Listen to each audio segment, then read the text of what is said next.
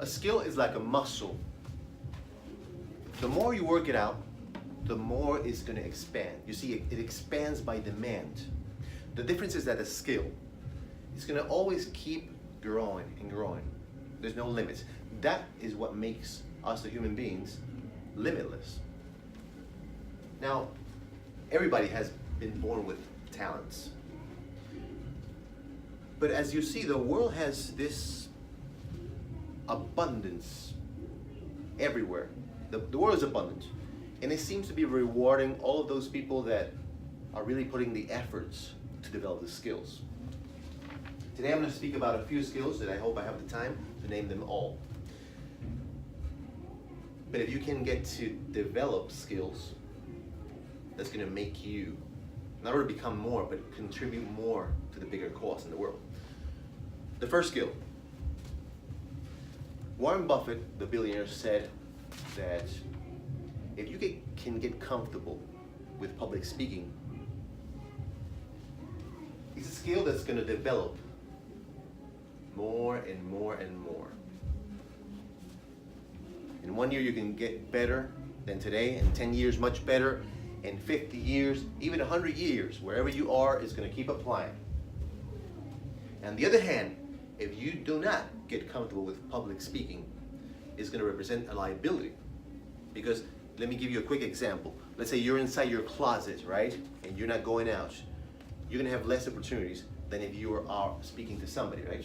Now, if you do it in a more effective way, much more are the opportunities, right? They compound like this with big interest. That's why we need to work on them, on the public speaking skills. Number two is to be honest with ourselves. Mark Cuban, the Shark Tank millionaire, says that we lie to ourselves a lot. That's like a silent assassin. It takes everything away from us. Because in success, you have to know exactly where you are, where you want to be, and building the necessary skills to build that bridge. But if you're not honest with yourself, meaning you have to know what your limits are, then it's going to be very difficult to know where you are. So you'll be stuck from the starting point. Number three, one of the key factors in life is not really who you are, who you know, what you do, the field of work you do, the occupation, really, as it's going to be determined by your confidence. Confidence is a skill that needs to be built up.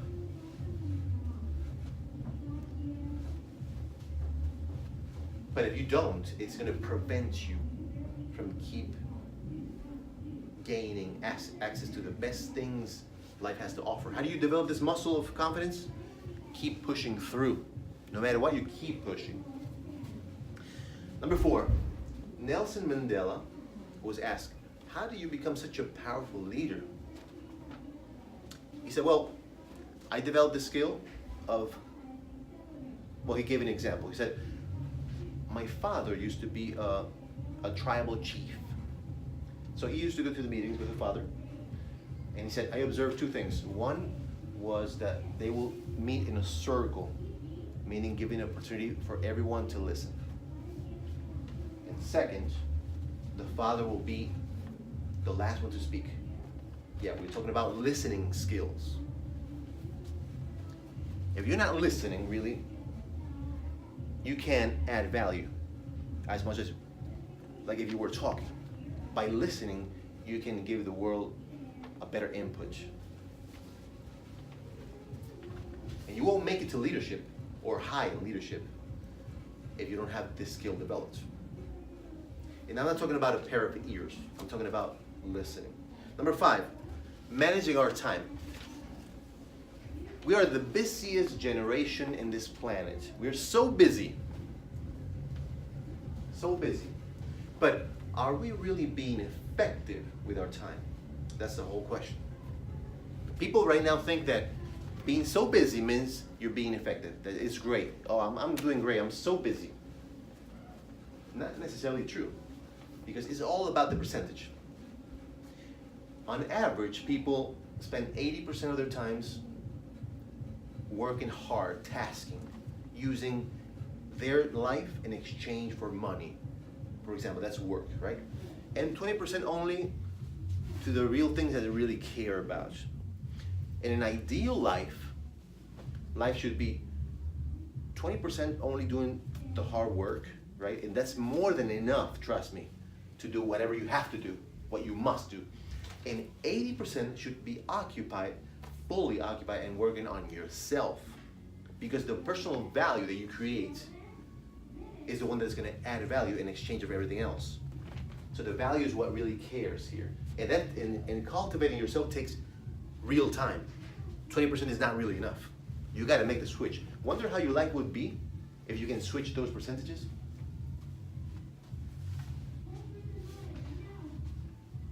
Number 6 is stop whining.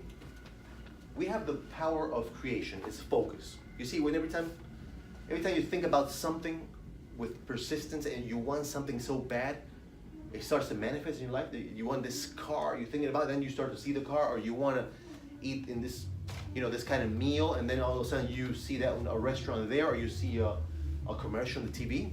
That's focus. Every time that you want something, it's like life puts it in front of your face right there, so you can find a way to take it. That's the power of focus, of creation. So if you're only thinking in the things you don't want, you're going to create more of the same. Focus has that mystery that wherever you give power to or attention to, you create more of the same nature of situations in your life. So you got to stop whining. Now, Milton told me last time that every time he whines, he's going to be 25 cents in a jar. And the man is becoming rich right now because of that. Smart move.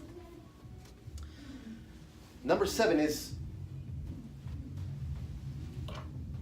I tell you about the story. There's a guy in Toastmasters that after a speech that I gave about my past, we were going to shake hands, and he slapped me in the face. I said, "Excuse me?" He said, "Dude, you're hung up in the past all the time. Not the first time. Here, read this book." I said, "What is this?" The Power of Now, Eckhart Tolle. You see, I read it, and thanks to that slap, now I remember, I resemble the lessons, and I apply them because of the slap. It's a smart way to psychologically hook you up to something, to some idea. And living in the present, it's an ability. Otherwise, we tend to wander in the past. And we're not going to find any kind of power there. The power is today. Number 8. Now, if I tell you a story. Now, let's say this lady Milagros tells me, "Look, Emilio, I know what I want in life. I know exactly. I jump out of bed every day. I write these notes. I make all these strategies. I plan ahead. I take massive action. I'm so focused. I'm abiding all these laws of consistency." Then I see her in 2 months. I say, "Hey, how you doing? How's life?" I give up.